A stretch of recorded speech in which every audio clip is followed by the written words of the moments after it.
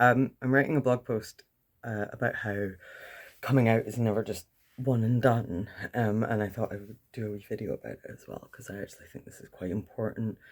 Um, and it's something that a lot of like straight cis people don't really seem to kind of grasp. And that's understandable, obviously, up to a point.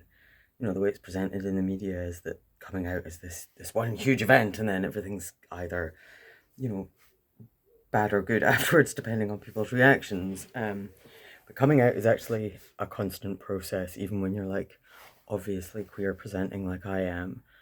Um, you know, every new environment I'm in, every new person I meet, it's scary, and you genuinely don't know how people are going to react.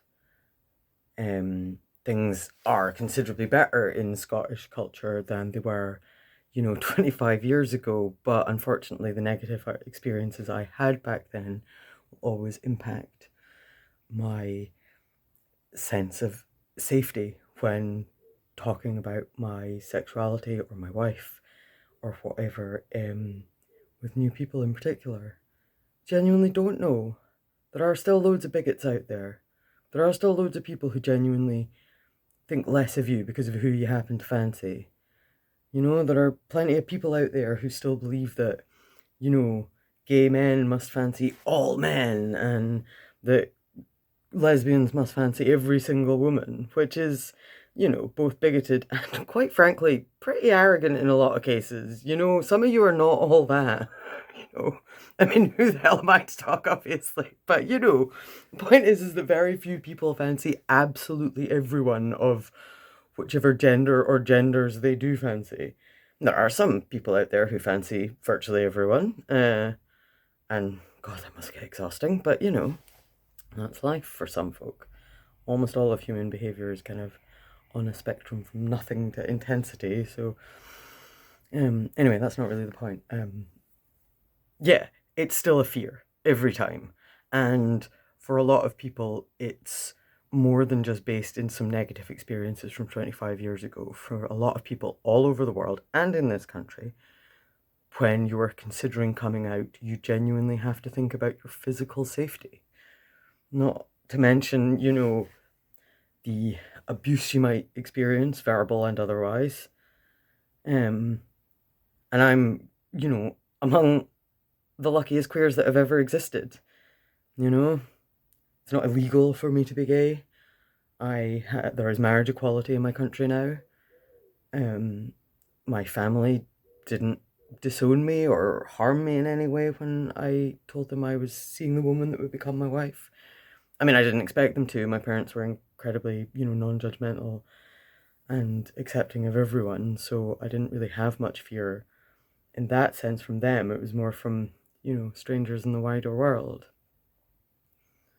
Um, and I am also quite lucky because these days most folk get that some men fancy men and some women fancy women.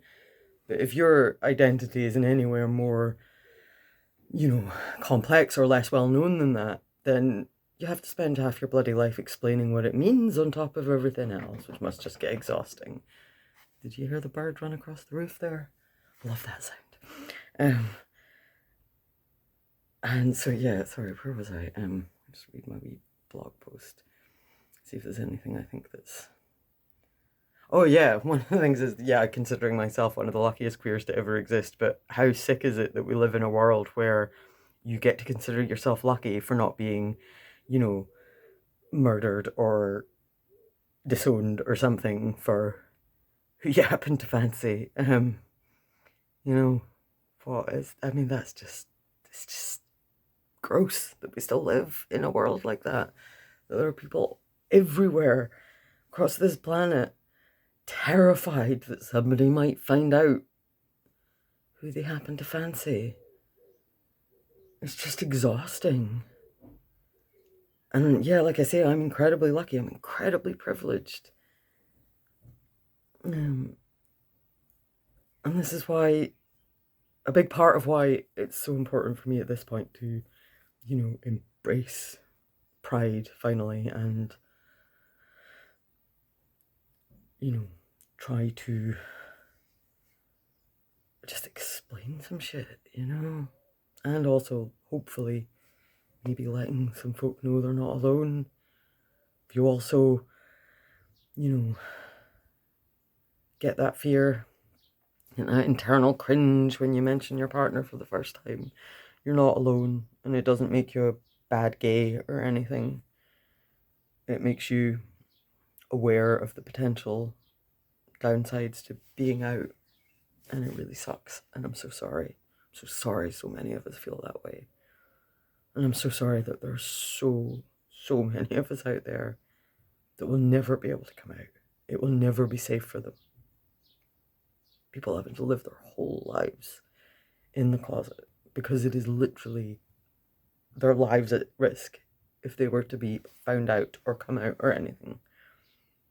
And of course, if your identity is in any way multiply marginalized, if you're, disabled or black or, from a more disadvantaged background, the risks to you of, being known are often even greater.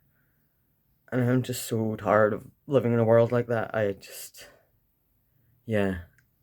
I'm kind of done tolerating it.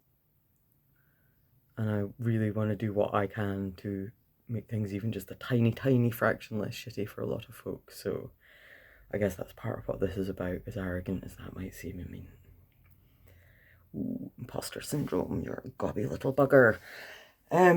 So yes, please be aware, allies or whatever, that coming out is a constant process. It's something you have to do over and over and over and over and over again in your life. It is scary. It is a privilege to be able to safely be out.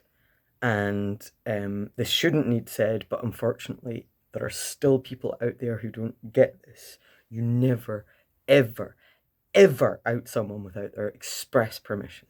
Do you understand that? Please, just, if you take nothing else away from this, take this, because you could literally be putting someone's fucking life at risk.